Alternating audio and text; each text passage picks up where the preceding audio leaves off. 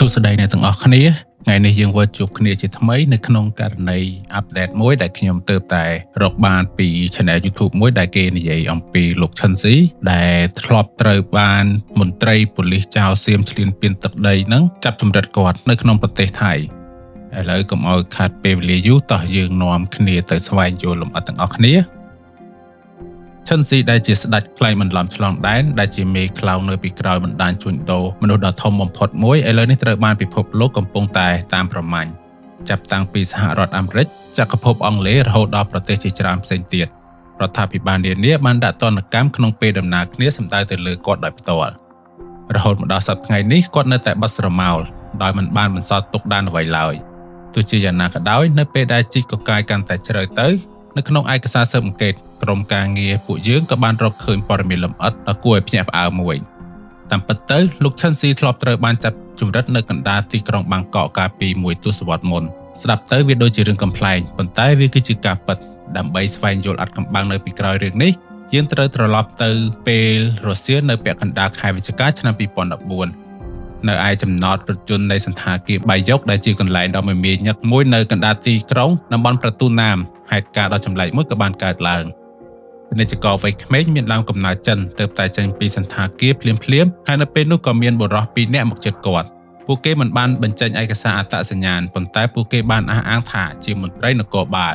ហើយពួកគេបានប្រកាសថាអ្នកជំនួញរូបនេះត្រូវបានប្រទេសចិនកំពុងតែតាមចាប់បន្ទាប់មកគាត់ក៏បានឃាត់ខ្លួនបុរសម្នាក់នោះយ៉ាងរហ័សហើយបង្ខំគាត់ឲ្យជិះរថយន្ត SUV ពណ៌ខ្មៅ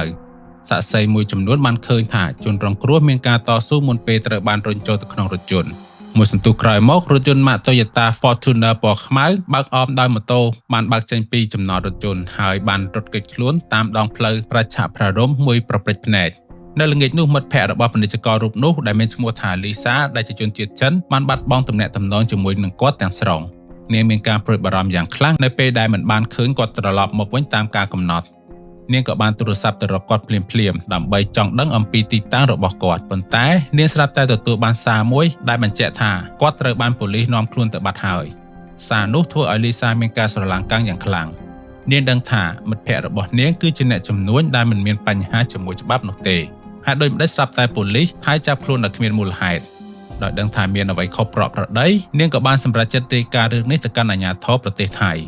នៅថ្ងៃទី13ខែវិច្ឆិកាឆ្នាំ2014នាងក៏បានទៅស្ថានីយ៍ប៉ូលីសភយ៉ាថៃទីក្រុងបាងកកហើយបានរាយការណ៍ថាមិត្តរបស់នាងដែលមានឈ្មោះថាឈិនស៊ីអាយុ27ឆ្នាំដែលជាពាណិជ្ជករមានសញ្ជាតិកម្ពុជាហើយនិងចិនបានបាត់ខ្លួនយ៉ាងអាត់កំបាំងតាំងពីថ្ងៃទី11ខែវិច្ឆិកានៅផ្សារប្រទូណាមភ្លាមបន្ទាប់ពីទទួលបានរបាយការណ៍ប៉ូលីសទីក្រុងបាងកកក៏បានបើកការស៊ើបអង្កេតជាបន្ទាន់ជាសំណាងល្អអគារបាយុកស្ថិតនៅចំកណ្ដាលក្រុងហើយត្រូវបានបំពាក់ដោយប្រព័ន្ធកាមេរ៉ាឃ្លាំមើលយ៉ាងទូលំទូលាយ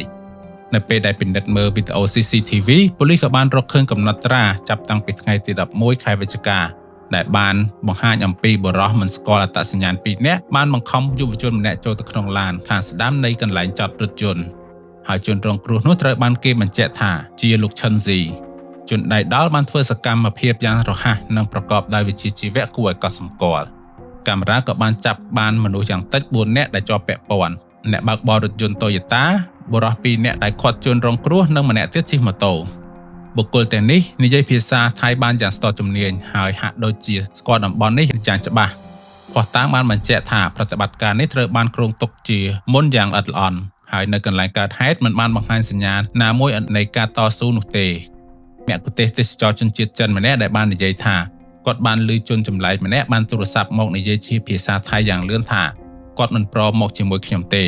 នេះបានបញ្ជាក់ថានេះមិនមែនជាការចាប់ខ្លួនធម្មតានោះទេវាបានបង្កប់នៅចំណុចសំខាន់នៃការចាប់ជំរិតដែលคล้ายបន្លំជាការឃុំឃាំងស្របច្បាប់ភ្លាមនោះប៉ូលីសបាងកកក៏បានសន្និដ្ឋានថាពួកគេកំពុងប្រឈមមុខនឹងការចាប់ជំរិតដ៏សាហាវបំផុតមួយដែលមិនធ្លាប់មាននៅកណ្ដាលរដ្ឋធានីជនរងគ្រោះគឺជាអ្នកជំនួញបរទេសហើយឧក្រិដ្ឋកម្មនេះត្រូវបានប្រព្រឹត្តយ៉ាងអនាធិបតេយ្យនៅទីសាធារណៈដែលមានមនុស្សកកកុញអាជ្ញាធរថៃភ្លាមបានចល័តអង្គភាពស៊ើបអង្កេតឧក្រិដ្ឋកម្មកម្ពុជារបស់ពួកគេសម្របសម្រួលជាមួយនឹងប៉ុស្តិ៍ប៉ូលីសភយ៉ាថៃដើម្បីតាមស្វែងរកលោកឈិនស៊ីយោងតាមការស៊ើបអង្កេតរបស់ប៉ូលីសថៃជនរងគ្រោះដែលត្រូវបានចាប់ជំរិតនោះមានឈ្មោះថាឈិនស៊ី អាយុ27ឆ្នាំកើតនៅថ្ងៃទី16ខែធ្នូឆ្នាំ1987នៅប្រទេសចិនហើយក្រោយមកបានតាំងទីលំនៅក្នុងប្រទេសកម្ពុជាហើយថ្មីៗនេះក៏ទទួលបានសញ្ជាតិកម្ពុជាបើតាមមិត្តភ័ក្តិរបស់លោកឈិនស៊ីបានឲ្យដឹងថានៅក្នុងកំឡុងពេលនោះលោកឈិនស៊ីនៅមានមុខមាត់ទាបនៅឡើយមិនទាន់មានឥទ្ធិពលនៅឡើយនោះទេហើយនៅពេលនោះឈិនស៊ីបានធ្វើដំណើរជាញឹកញាប់រវាងប្រទេសកម្ពុជានិងប្រទេសថៃដើម្បីស្វែងរកឱកាសអាជីវកម្មហើយជាធម្មតាបានស្នាក់នៅទីនោះចន្លោះពី1ទៅ2សប្តាហ៍គាត់ក៏មានការិយាល័យនៅខេត្តឈុនបុរីប្រទេសថៃផងដែរនៅចុងឆ្នាំ2014ឈិនស៊ីបានកំពុងតែរៀបចំបង្កើតក្រុមហ៊ុន Print Group នៅប្រទេសកម្ពុជាលើសពីការងាររបស់គាត់ឈិនស៊ីត្រូវបានគេស្គាល់ថាជាបុគ្គលដែលមានការប្រុងប្រយ័ត្នខ្ពស់គាត់បានរក្សាទំនាក់ទំនងជាមួយនឹងពាណិជ្ជករចិននិងសហគមន៍ពាណិជ្ជករក្នុងស្រុកនៅឯទីក្រុងភ្នំពេញនេះគឺជាមូលហេតុដែលភ្លាមៗបន្ទាប់ពីការចាប់ខ្លួនរបស់គាត់មិត្តភ័ក្តិមកពីគ្រប់ទីកន្លែងទាំងជនជាតិចិនថៃនិងខ្មែរបាននាំគ្នាចេញមកប្រកាសប្រាប់ប៉ូលីសនិងស្វែងរកមធ្យោបាយដើម្បីជួយសង្គ្រោះគាត់ក្នុងចំណោមអ្នកទាំងនោះលីសាដែលជាស្ត្រីចំនួនជនជាតិចិនដែលបានរាយការណ៍ករណីនេះជាលើកដំបូងប៉ូលីសថៃបានឲ្យដឹងថានៅថ្ងៃកើតហេតុថ្ងៃទី11ខែវិច្ឆិកាឈិនស៊ីទើបតែបញ្ចប់ការទទួលទានអាហារជាមួយនឹងមិត្តភ័ក្តិហើយកំពុងដើរទៅរថយន្តហើយនៅពេលនោះក្រុមចម្លែកមុខក៏ចូលមកជិតគាត់ពួកគេបានចេញដីកាចាប់ខ្លួនคล้ายៗពីប៉ូលីសចិនដើម្បីបញ្ឆោតទាំងជនរងគ្រោះនិងអ្នកឈរមើលឲ្យជឿថានេះគឺជាការចាប់ខ្លួនឧក្រិដ្ឋកម្មអន្តរជាតិការប្រើល្បិចនេះបានធ្វើឲ្យលោកឈិនស៊ីលែងមានប្រតិកម្មប៉ូលីសបានសន្និដ្ឋានថាគោលដៅចាប់ចម្រិតគឺជាលុយដោយសារតែលោកឈិនស៊ីគឺជាអ្នកជំនួញដែលមានទ្រព្យសម្បត្តិលទ្ធភាពនៃការប្រជែងគ្នានៅក្នុងអាជីវកម្មទោះជាយ៉ាងណាក៏ដោយអតិភិបកម្ពុជារបស់ប៉ូលីសនៅពេលនេះនៅតែជួយសង្គ្រោះចំណាប់ខ្មាំងដោយសុវត្ថិភាពនិងតាមចាប់ខ្លួនជនល្មើសអ្នកបើកបរផ្ទាល់ខ្លួនរបស់លោកឈិនស៊ីគឺលោកលីសុនក៏ត្រូវបានប៉ូលីសសាកសួរផងដែរ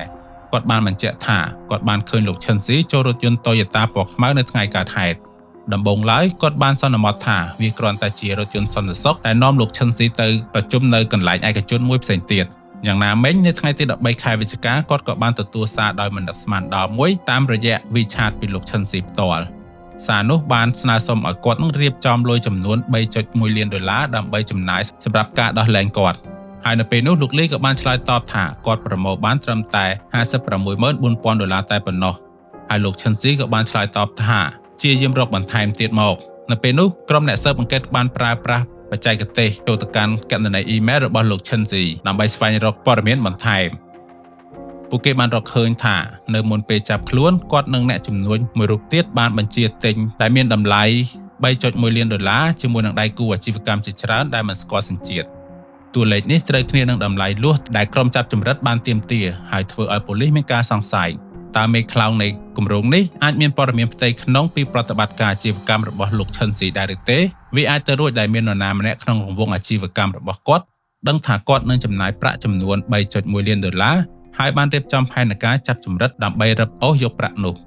អាស្រ័យហេតុនេះដៃគូអាជីវកម្មរបស់គាត់ទាំងអស់ត្រូវបានដាក់នៅក្រោមការសង្ស័យភ្លាមៗនៅក្នុងពេលដំណើរគ្នានោះប៉ូលីសបានពិនិត្យមើលប្រវត្តិអន្តោប្រវេសន៍របស់លោកឈិនស៊ីជាធម្មតាគាត់បានចូលប្រទេសថៃតាមទឹកដីការទេសចរដែលបានស្នាក់នៅប្រហែលជា10ថ្ងៃក្នុងពេលធ្វើដំណើរម្ដងហើយម្ដងម្កាលគាត់រស់នៅក្នុងខេត្តឈុនបុរីជិតទីក្រុងបាងកកនៅពេលនោះបុរសអាយុ27ឆ្នាំរូបនេះមិនដែលបានបំពានច្បាប់ណាមួយនៅប្រទេសថៃឡើយនេះបានពង្រឹងទ្រឹស្ដីបន្ថែមទៀតថាគាត់ត្រូវបានចាប់ពង្រត់ដោយបុគ្គលក្លែកបន្លំជាមន្ត្រីប៉ូលីសទីក្រុងបាងកកបានផ្ដោតទៅលើឡាន Toyota ពណ៌ខ្មៅដែលបានចាប់លោកឈិនស៊ីទៅទោះបីជាក្រុមចាប់ចម្រិតបានដកស្លាកលេខពិតនិងភ្ជាប់ជាមួយនឹងស្លាកលេខคล้ายៗដើម្បីលាក់បាំងក៏ដោយក៏ប៉ូលីសនៅតែអាចតាមដានរថយន្តតាមប្រព័ន្ធកាមេរ៉ាចរាចរណ៍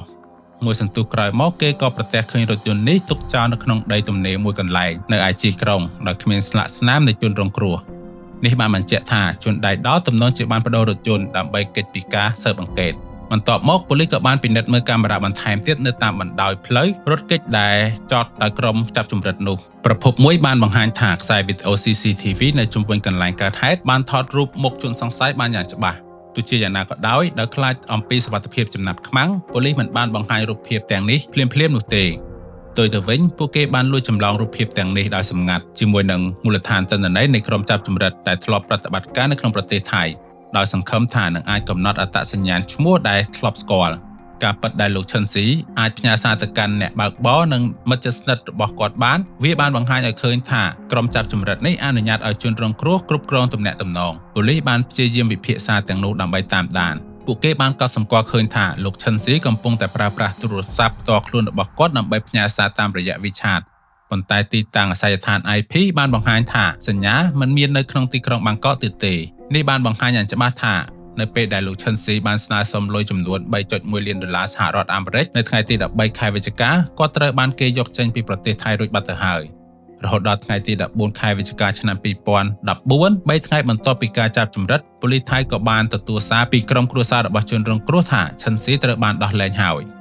គាត់មិនត្រូវបានដោះលែងនៅលើទឹកដីថៃនោះទេប៉ុន្តែគាត់បានបង្ហាញខ្លួននៅរាជធានីភ្នំពេញនៃប្រទេសកម្ពុជាក្រុមចាប់ចម្រិតបានដឹកចំណាប់ខ្មាំងឆ្លងដែនឆ្លងកាត់ខេត្តស្រះកែវប្រទេសថៃចូលមកប្រទេសកម្ពុជាដំណឹងនេះធ្វើឲ្យអ្នកស៊ើបអង្កេតមានអារម្មណ៍ថាធូរចិត្តហើយក៏មានការងឿងឆ្ងល់ផងដែរគ្មាននរណាម្នាក់អាចយល់បានថាហេតុអ្វីបានជាក្រុមចាប់ចម្រិតដោះលែងចំណាត់ខ្មាំងរបស់ពួកគេដោយមិនយកប្រាក់អ្វីទាំងអស់ដូច្នេះក្រោយពីបានបញ្ជាក់អំពីសុវត្ថិភាពជនរងគ្រោះភ្លាមៗប៉ូលីសថៃបានប្រមូលកម្លាំងទាំងអស់ក្នុងការកំណត់អត្តសញ្ញាណក្រុមចាប់ចម្រិតក្រុមស៊ើបអង្កេតបានកត់សម្គាល់ឃើញថាបុគ្គលម្នាក់ក្នុងចំណោមបុគ្គលដែលអមដំណើរលោកឈិនស៊ីដោយផ្ទាល់មានរូបរាងស្រដៀងទៅនឹងមុខដែលធ្លាប់ស្គាល់នៅក្នុងកងកម្លាំងការប្រៀបធៀបយ៉ាងប្រយ័ត្នប្រយែងទីបំផុតពួកគេបានដឹងថាបុរសម្នាក់នោះគឺជាស៊ូផាណាត់ឈូឆៃភីនយ៉ាផនគឺជាមន្ត្រីប៉ូលីសបម្រើការនៅប៉ុស្តិ៍ប៉ូលីសដុនវុនទីក្រុងបាងកកការរកឃើញនេះធ្វើឲ្យមានការភ្ញាក់ផ្អើលពេញកម្លាំងទាំងមូលខណៈដែលគ្មាននរណាម្នាក់នឹកស្មានថាជនដៃដោតដែលនៅពីក្រោយការចាប់ចម្រិតដ៏សាហាវបែបនេះ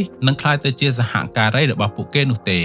ស៊ូផាណាត់មានអាយុ45ឆ្នាំមានឋានន្តរស័ក្តិជាវីរសេនីយ៍ទោលនិងបានបម្រើការជិត25ឆ្នាំមកហើយទោះជាយ៉ាងណាក៏ដោយការបម្រើការជាច្រើនឆ្នាំក៏មិនអាចលាក់បាំងអ ுக ្រិតកម្មរបស់គាត់បានឡើយតុលាការបានអនុម័តចេញដីកាចាប់ខ្លួនគាត់ភ្លាមៗនៅថ្ងៃទី22ខែកញ្ញាឆ្នាំ2014បន្ទាប់ពីលាក់ខ្លួនអស់ជាច្រើនថ្ងៃទីបំផុតស៊ូផាណាត់ត្រូវបានចាប់ខ្លួននៅក្នុងផ្ទះមួយក្នុងសង្កាត់ភ្លើនឈិតទីក្រុងបាងកកពេលនាំខ្លួនទៅសាកសួរមន្ត្រីពុករលួយរូបនេះបានបដិសេធរាល់ការចោទប្រកាន់ទាំងអស់គាត់បានរក្សាសិទ្ធិនៅស្ងៀមស្ងាត់ដោយបដិសេធមិនបង្ហាញអ្វីទាំងអស់ក្នុងដំណាក់កាលស៊ើបអង្កេតទោះជាយ៉ាងណាក៏ដោយភស្តុតាងនៃខ្សែវីដេអូកាមេរ៉ាបានបង្ហាញថាគាត់មានវត្តមាននៅកន្លែងកើតហេតុជានេះទៅទៀតកំណត់ត្រាផ្ទៃក្នុងក៏បានបង្ហាញថានៅពេលកើតហេតុស៊ូផាផាត់បានអវត្តមានពីអង្គភាពរបស់គាត់ដោយគ្មានមូលហេតុត្រឹមត្រូវដូច្នេះហើយទោះបីជាមានការបដិសេធយ៉ាងម៉ឺងម៉ាត់ក៏ដោយក៏គាត់ត្រូវបានឃុំខ្លួនរងចាំការកាត់ទោសក្រោមការចោទប្រកាន់ពីបទចាប់ពង្រត់ប្រដាប់ដោយអាវុធ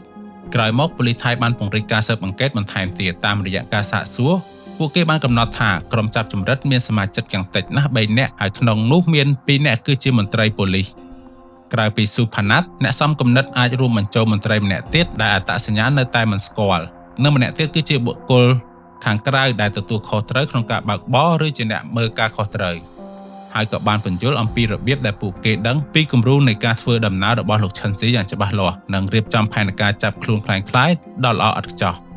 នៅពេលដែលការស៊ើបអង្កេតបានដំណើរការព័ត៌មានលម្អិតគួរឲ្យភ្ញាក់ផ្អើលកាន់តែខ្លាំងឡើងបានលេចចេញមកការពិតទៅជនរងគ្រោះឈិនស៊ីមិនព្រមត្រឡប់ទៅប្រទេសថៃវិញភ្លាមៗទេបន្ទាប់ពីគាត់ត្រូវបានដោះលែង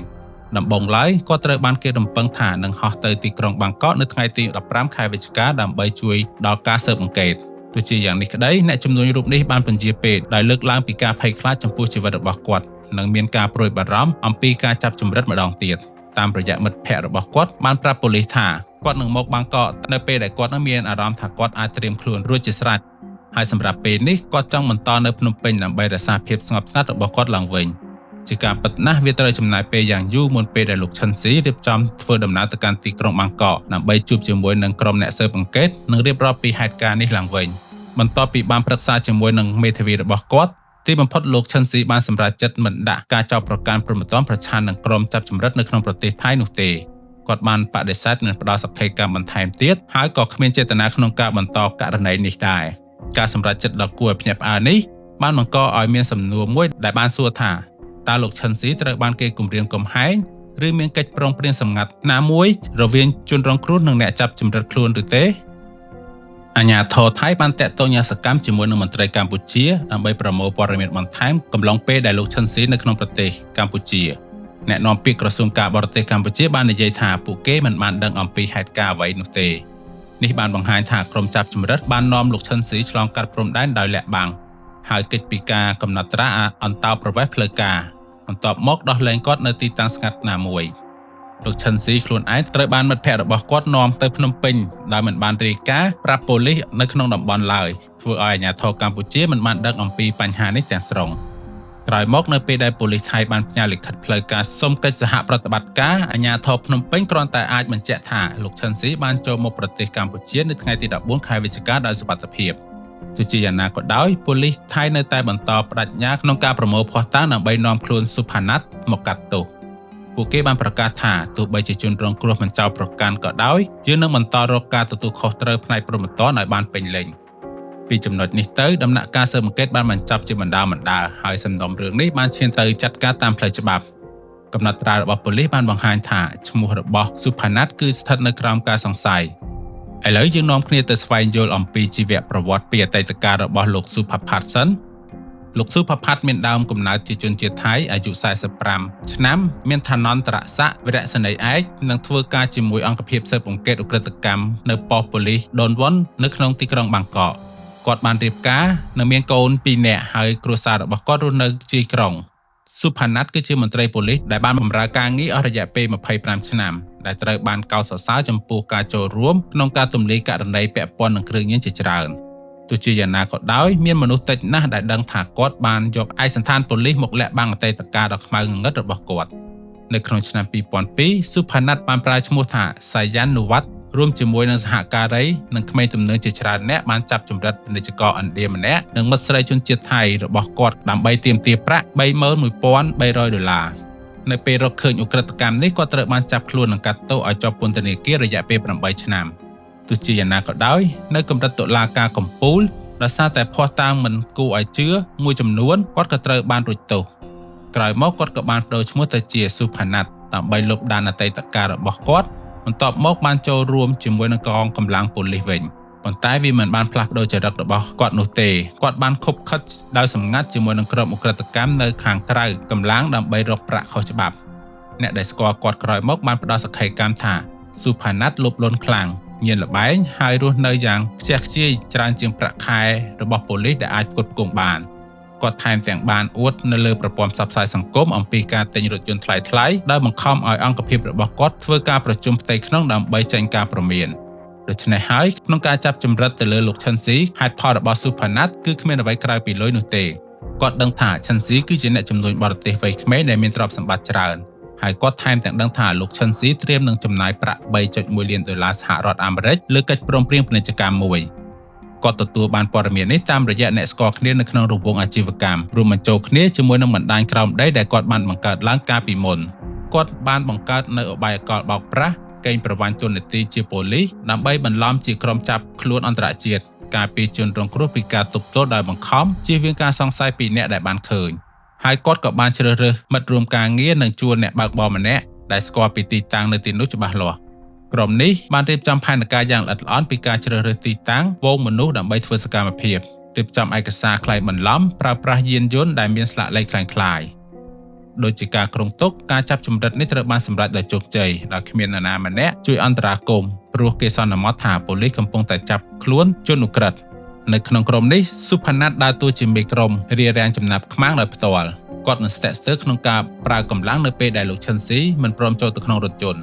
បន្ថែមពីនេះទៀតសាក្សីខ្លះបានរាយការណ៍ថាបានឮសំឡេងស្រែកជាភាសាថៃគ្រប់ពេលដែលជនរងគ្រោះបានប្រកែកក្រោយមកក្រុមចាប់ចម្រិតបាននិយាយភាសាថៃនិងហៅគ្នាតាមឈ្មោះហៅក្រៅរបស់ពួកគេបានគម្រាមម្ដងហើយម្ដងទៀតថានឹងប្រគល់គាត់ទៅកាន់ប៉ូលីសចិនប្រសិនបើគាត់មិនព្រមប្រគល់ប្រាក់លួសទៅឲ្យពួកគេក្នុងរយៈពេលជាង3ថ្ងៃពួកគេបានផ្លាស់ប្ដូរលោកឈិនស៊ីទៅទីតាំងជាច្រើនទី1គឺផ្ទះដែលបោះបង់ចោលនៅឯទីក្រុងបាងកកបន្ទាប់មកទៅទីតាំងនៅជិតព្រំដែនពួកគេបានផ្ដល់ឲ្យជនរងគ្រោះនៅអាហារនិងទឹកតិចតួចបំផុតហើយបានចោលនិងបិទភ្នែកគាត់ស្ទើរតែគ្រប់ពេលដើម្បីការពារការរត់គេចខ្លួនបន្ទាប់ពីសមត្ថកិច្ចចាប់ខ្លួនគាត់មិនមានវិបដិសារីនោះទេគ្រាន់តែនិយាយថាគាត់មានការយល់ខុសហើយអ្នកដែលធ្លាប់ធ្វើការជាមួយគាត់បានបញ្ជាក់ថាគាត់មានការលោភលន់និងញៀនល្បែងខ្លាំងហើយថែមទាំងជំពាក់បំណុលគេថែមទៀតផងហើយនៅពេលដែលបំណុលរបស់គាត់កើនឡើងខ្ពស់ហើយវាបានជំរុញឲ្យគាត់នឹងប្រព្រឹត្តបទឧក្រិដ្ឋបែបនេះទោះបីគាត់ត្រូវបានគេចាប់ដាក់ខ្នោះដៃក៏ដោយស៊ុផាណាត់នៅតែប្រាប់អ្នកសារព័ត៌មានថាខ្ញុំគ្មានកំហុសខ្ញុំត្រូវបានគេបញ្ជាទោះជាយ៉ាងណាក៏ដោយគ្មាននរណាម្នាក់ជឿគាត់នោះឡើយ កន្លងមកសុផាណាត់បានរួចផុតពីការផ្ដន្ទាទោសតាមចន្លោះប្រហោងនៃច្បាប់លើកនេះសំណាងលែងនៅខាងគាត់ទៀតហើយសុផាណាត់យល់ថាភ័ស្តុតាងឥឡូវនេះមានច្រើនលើសលប់រាល់សកម្មភាពរបស់គាត់ត្រូវបានលាតត្រដាងប៉ុន្តែបរិះដែលគួរឲ្យស្អប់ខ្ពើមនេះនៅតែរក្សាក្តីសង្ឃឹមថាអាចគេចចេញពីយុត្តិធម៌ម្ដងទៀតដោយបដិសេធមិនកំណត់អត្តសញ្ញាណអ្នកសំគំនិតរបស់គាត់និងបដិសេធមិនបង្ហាញព័ត៌មានលម្អិតថ្មីណាមួយឡើយទន្ទឹមនឹងការចាប់ខ្លួនសុផាណាត់ប៉ូលីសថៃក៏បានបើកការតាមប្រមាញ់បកពួក2នាក់ផ្សេងទៀតដែលនៅសេសសល់អត្តសញ្ញាណជនសង្ស័យទាំងអស់ក៏ត្រូវបានកំណត់ម្នាក់មានឋានៈស័ក្តិជាមន្ត្រីនគរបាលដែលត្រូវបានចាត់ឲ្យទៅផ្នែកព្រហ្មទណ្ឌបុគ្គលនេះមានទំនាក់ទំនងជិតស្និទ្ធជាមួយសុផាណាត់ហើយពីមុនត្រូវបានគេសង្ស័យថាមានជាប់ពាក់ព័ន្ធក្នុងការចាប់ចម្រិតនៅក្នុងឆ្នាំ2002ទោះជាយ៉ាងណាក៏ដោយពេលប៉ូលីសឆ្មាក់ចូលទៅក្នុងផ្ទះរបស់គាត់ប៉ូលីសបានដឹងថាគាត់បានរត់គេចខ្លួនបាត់ទៅហើយភស្តុតាងដែលប្រមូលបានបង្ហាញថាបុគ្គលនេះបានឆ្លងដែនចូលទៅកាន់ប្រទេសកម្ពុជាឬឡាវដើម្បីលាក់ខ្លួនចំណែកឯជនសង្ស័យទី3ដែលជាអ្នកបើកបររថយន្ត Fortuner មិនទាន់ស្គាល់អត្តសញ្ញាណនៅឡើយនោះទេទោះជាយ៉ាងណាក៏ដោយសាក្សីក៏បានរៀបរាប់ថាគាត់មានអាយុប្រហែលជា30ឆ្នាំហើយនិយាយសង្កត់សម្លេងបែបថៃកណ្ដាលប៉ូលីសក៏បានចេញដីកាចាប់ខ្លួនអ្នកទាំងពីរទូទាំងប្រទេសយ៉ាងឆាប់រហ័សសម្រាប់បុគ្គលទាំងពីរនាក់នេះហើយក៏កំពុងតែសម្របសម្រួលជាមួយ Interpol ដើម្បីពង្រីកការស្វែងរកជាអន្តរជាតិរហូតមកដល់ពេលបញ្ចប់រឿងក្តីនេះមិនទាន់មានព័ត៌មានទាំងពីរនាក់នោះនៅឡើយទេព័ត៌មានផ្ទៃក្នុងជាច្រើនបានរាយការណ៍ថាពួកគេបានផ្លាស់ប្ដូរអត្តសញ្ញាណរបស់ពួកគេអ្វីដែលគួរឲ្យកត់សម្គាល់ជាងនេះទៅទៀតនោះគឺភ្លាមបន្ទាប់ពីចាប់ខ្លួនសុផាណាត់ប៉ូលីសភូមិន្ទថៃបានចាប់ផ្ដើមប្រតិបត្តិការបោះសម្អាតផ្ទៃក្នុងពួកគេបានពិនិត្យឡើងវិញនៅកំណត់ត្រារបស់មន្ត្រីទាំងអស់ដែលបានបង្ហាញសញ្ញានៃទ្រព្យសម្បត្តិដែលមិនអាចបញ្ជូលបានឬអ្នកដែលត្រូវបានចោទប្រកាន់ពីបទពុករលួយនិងការរំលោភបំពានអំណាច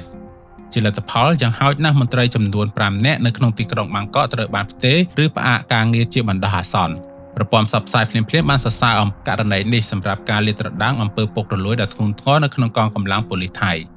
ករណីចាប់ចម្រិតលោកឈិនស៊ីត្រូវបាននាំយកទៅកាត់ទោសតាមច្បាប់របស់ប្រទេសថៃ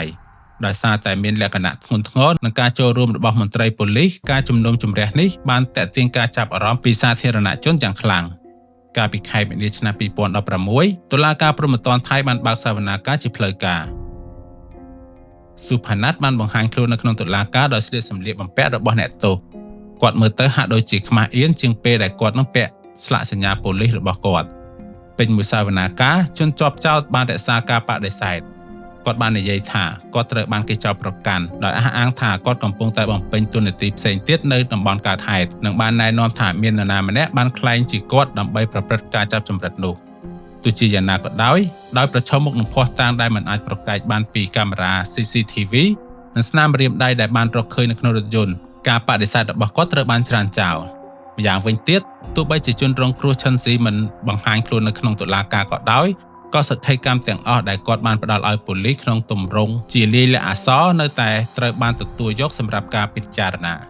ដូច្នេះតុលាការបានកំណត់ថាទោះបីជាជនរងគ្រោះអវត្តមានក៏ដោយក៏ភស្តុតាងជាក់ស្ដែងមានភាពរឹងមាំគ្រប់គ្រាន់ដើម្បីផ្ដន្ទាទោសជនជាប់ចោទប្រឈមមុខនឹងភស្តុតាងដែលមិនអាចប្រកែកបានមេធាវីការពារក្តីរបស់លោកសុផាណាត់បានផ្ដល់អំណះអំណានដែលមិនគួរឲ្យជឿមួយចំនួនប៉ុណ្ណោះពួកគេបានព្យាយាមប្រកែកថាកូនក្តីរបស់ពួកគេមិនមានចេតនាបង្កគ្រោះថ្នាក់ដល់ជនរងគ្រោះនោះទេហើយការដោះលែងលោកឈិនស៊ីបានបង្ហាញនូវឆន្ទៈមួយចំនួនក្នុងការកែប្រែកំហុសរបស់ពួកគេទោះជាយ៉ាងនេះក្តីព្រះរាជអាជ្ញាបានបដិសេធភ្លាមថាការដោះលែងចំណាត់ខ្មាំងគឺដោយសារតែចង់ចោទខ្លាចជាប់ពន្ធនាគារមិនមែនជាកលតិសៈបន្ធូរបន្ថយនោះទេជានេះទៅទៀតសកម្មភាពរបស់សុផាណាត់បានធ្វើឲ្យជនរងគ្រោះថ្នាក់ធ្ងន់ធ្ងរនិងធ្វើឲ្យខូចមុខមាត់សមត្ថកិច្ច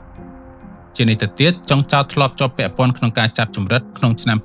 2002ដែលបង្ហាញថាគាត់ងាយនឹងរងការចោទប្រកាន់បន្តទៀត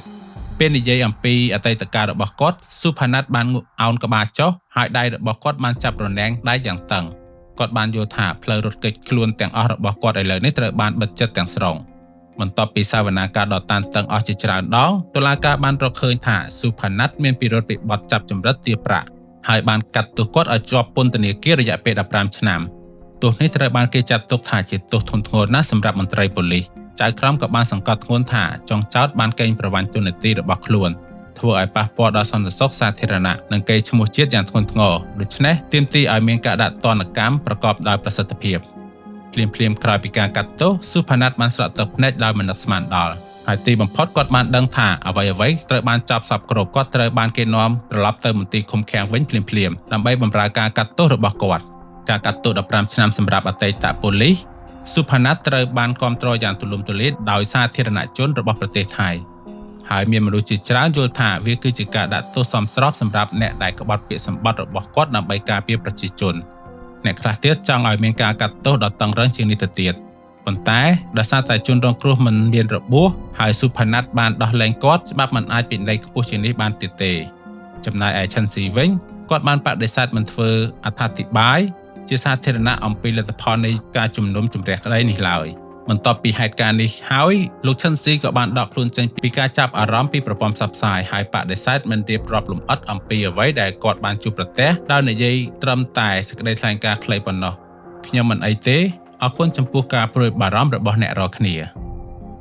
អូខេឥឡូវយើងបានមកដល់ទីបញ្ចប់នៃរឿងក្តីមួយនេះហើយតើអ្នកទាំងអស់គ្នាយល់ឃើញដូចម្តេចដែរចំពោះករណីមួយនេះសូមជួយបញ្ចេញមតិយោបល់អ្នកទាំងអស់គ្នានៅក្នុង comment ខាងក្រោមមកខ្ញុំបាទបានដឹងផងហើយបើសិនជាមានកំហុសឆ្គងត្រង់ចំណុចណាមួយក៏សូមជួយខន្តីអភ័យទោសមួយវិញទៀតកុំភ្លេចជួយ like subscribe channel របស់ខ្ញុំផងដើម្បីឲ្យខ្ញុំនឹងមានទឹកចិត្តបន្តផលិតវីដេអូជូនអ្នកទាំងអស់គ្នាបន្ថែមទៀតបាទសូមអរគុណហើយយើងនឹងជួបគ្នានៅក្នុងវីដេអូក្រោយ